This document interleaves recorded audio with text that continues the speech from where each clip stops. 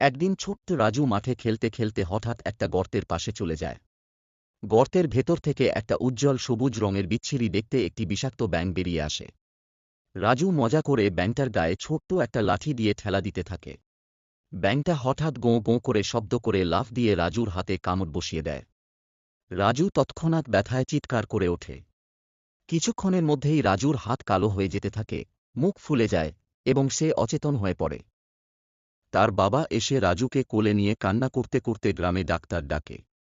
কিন্তু গ্রামে কোনো প্রতিকার হয় না। শেষমেশ রাজুকে জঙ্গলের ধারে একটা শান্ত জায়গায় কবর দিয়ে আসে। এইসব ঘটনা দেখে পাশে গাছের ডালে বসে থাকা একটা পেঁচা সবটা লক্ষ্য করে। পেঁচাটা তড়িৎ উড়ে যায় পাশের পাহাড়ে থাকা ধ্যানরত এক সাধু ঠাকুরের কাছে। সাধু ঠাকুর চোখ খুলে বলেন, ওই শিশু ছিল ঈশ্বরের পাঠানো এক নির্মল প্রাণ। আমি যাচ্ছি,